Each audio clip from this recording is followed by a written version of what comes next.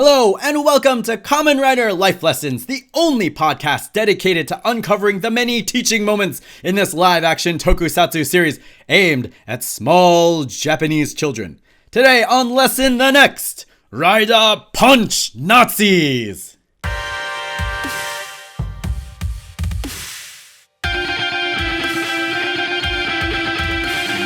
Semaru Shoka!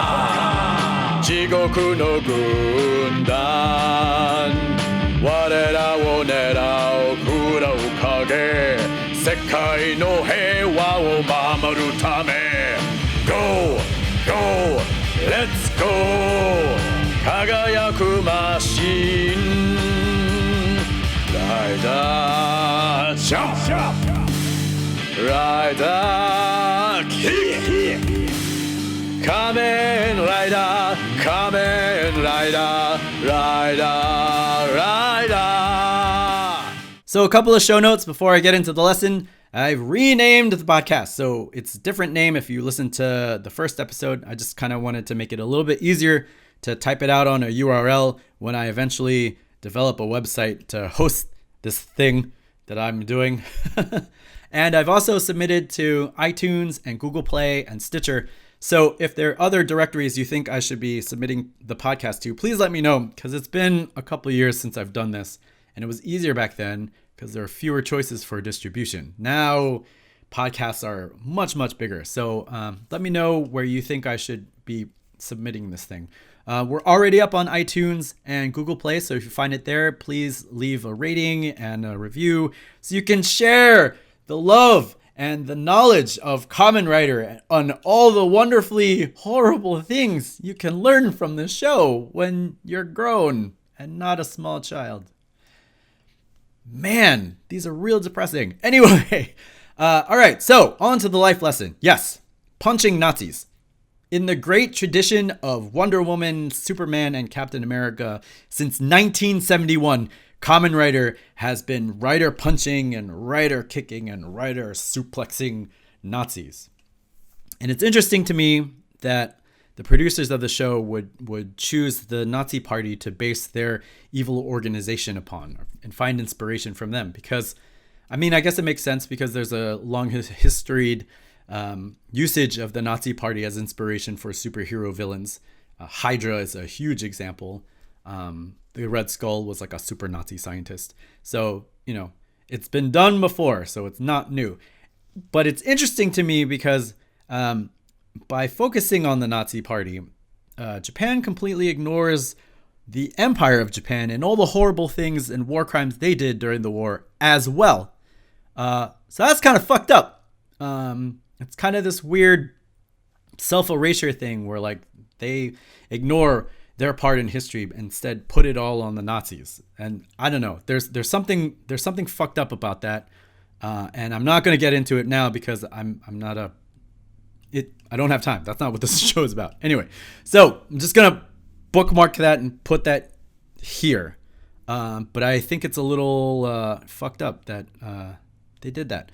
Anyway, so yes, the Nazi party. In the first series, they don't call them Nazis. It is Shocker. So Shocker is an organization, evil organization that is grown out from the remnants of the Nazi party, probably the science division, because Shocker kidnaps people and turns them into monsters or kaijin, monster soldiers to fight for the great leader in their efforts to create the ultimate super soldier. And Takeshi Hongo, the very first Kamen Rider, was actually the epitome of all of their work. They decided that the best way to create a super soldier is to cybernetically enhance a human being. And they went out and they searched for like the smartest person, the most athletic person that they could find. And they found Takeshi Hongo. He's like the best athlete. He's the best motorcycle rider. He's also like a biologist or a chemist or something like that. I forget. It's been a while since I watched it. Super smart guy. They kidnap him and they start experimenting on him.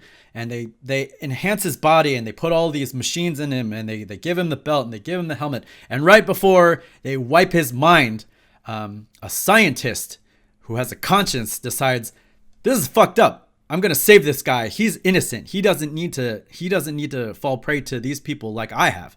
So he rescues Takeshi Hongo, and from that day forward, Kamen Rider has been dedicated to fighting the forces of evil and injustice everywhere in the guise of Shocker, which is the reborn Nazi party. But they don't do a very good job of hiding that Shocker is directly influenced by the Nazis. Like the Iron Eagle is their main symbol. Like the shock troopers do the Nazi salute, and instead of saying Heil, they go ee, which sounds stupid as fuck, but they do that. And so yeah, from the very get, Takeshi Hongo, Kamen Rider, punching Nazis. That's what Kamen Rider does. They punch Shocker. They defeat Shocker. And Shocker from the first series begat Gel Shocker in the second series. Gel Shocker begot Destron. Destron begot Black Satan. Black Satan turned into Neo Shocker. Neo Shocker was the Badan Empire. The Badan Empire turned into Dai Shocker, which is like the ultimate shocker of all these other previous organizations throughout the series history. Dai Shocker became Space Shocker. So like throughout the entire run of Kamen Rider, there has been an evil organization based on Nazis trying to take over the world. And Kamen Rider has been there to punch them. And on the one front, you know, we have a story about a hero fighting for justice, fighting against oppression, and it's supposed to be this uplifting story. But I don't know, the more I thought about it, like the nature of serialized superheroes requires a villain. You know, you don't have superhero stories where everything is fine. Like we never hear about the aftermath when the heroes win. Like, because that's a boring ass story. Like no one would tune in to watch Takeshi Hongo wake up in the morning, get breakfast, go to work, come home, and not fight anything. That's a boring ass show. You can't sell any toys of Takeshi Hongo pouring milk and eating cereal. That's just not a good show. It's not a good way to sell toys. It's not a good way to get people excited. It's not a good way to teach little children about being a superhero. So, as long as there's a hero, there must be a villain. And for the longest time, that villain was based on the Nazi party.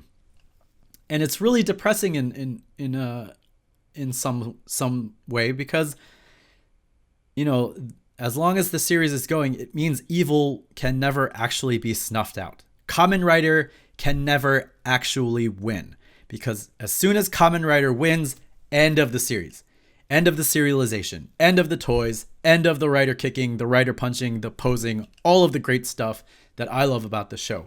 As soon as they win, they're done. Like Takeshi Hongo's main job is to put himself out of a job. Batman's job should be to put himself out of a job. And I have many thoughts on Batman and why he sucks. But the nature of serialized fiction necessitates an evil villain. And that's real depressing because it means evil will never be stopped. Like you can prevent, you know, week to week, you can save a child, you can save a family, you can save, you know, a group of people. But every week there's a new plot to defeat. There are new people dying. There are new people getting kidnapped and turned into these horrible beasts. Like, you know, Takeshi Hongo's best friend is kidnapped and turned into a villain because he's jealous of Takeshi and he wants to be as good as him. And he's seduced by Shocker and turned into this beast and has to fight him and stuff. That's fucked up. That is super sad.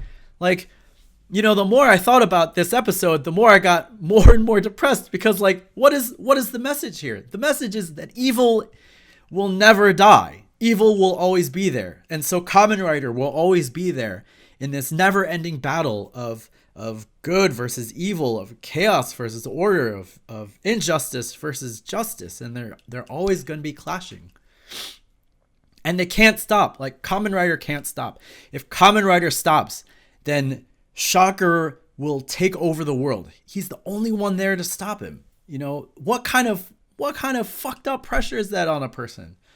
And it's like, and this is the problem with looking at children's shows through the eyes of a lens of an old person who's been around for a long time, because you start reading into these things and it's like, God, year after year, Shocker just keeps she keeps growing. Like Shocker became Gel Shocker, and then Destron and Black Satan and all that stuff. It kept going. And sure, the toys got better and the riders got better, and the riders have stronger moves and more forms and more heroes and more helpers and stuff. But Shocker is always there. Shocker is always there for them to punch. Shocker is always there for them to kick.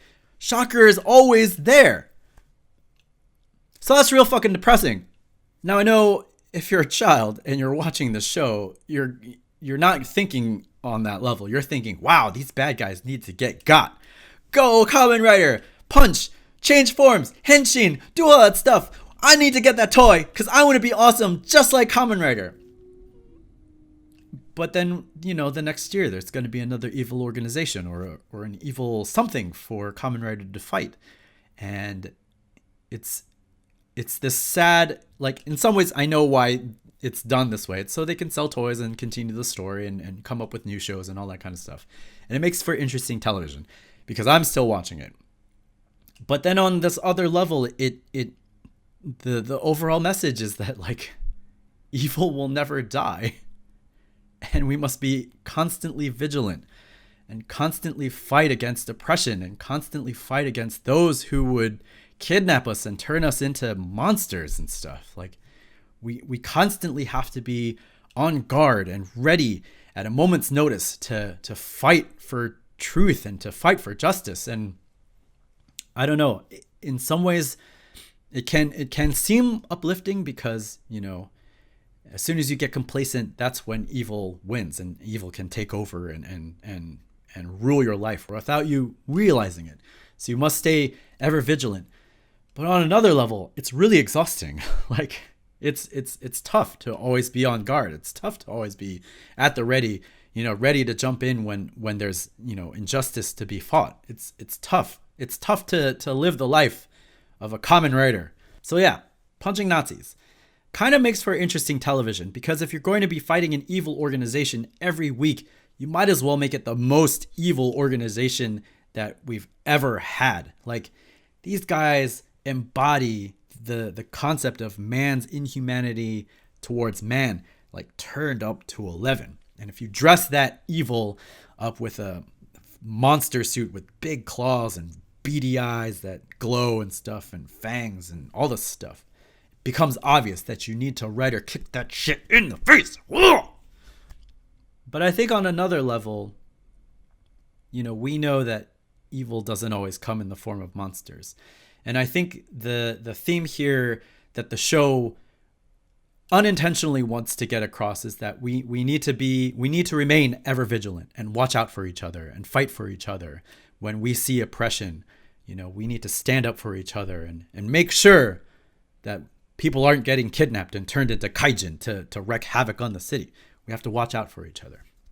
So that's going to do it for this lesson. Thank you for tuning in. Subscribe wherever you have found this, whether it's on iTunes or Google Play or Stitcher or Libsyn or YouTube. And please share with your friends to spread the love of Kamen Rider and all the wonderful, horrible things that we can learn from this show that's mostly for small children who don't read that much into this stuff like I do. All right.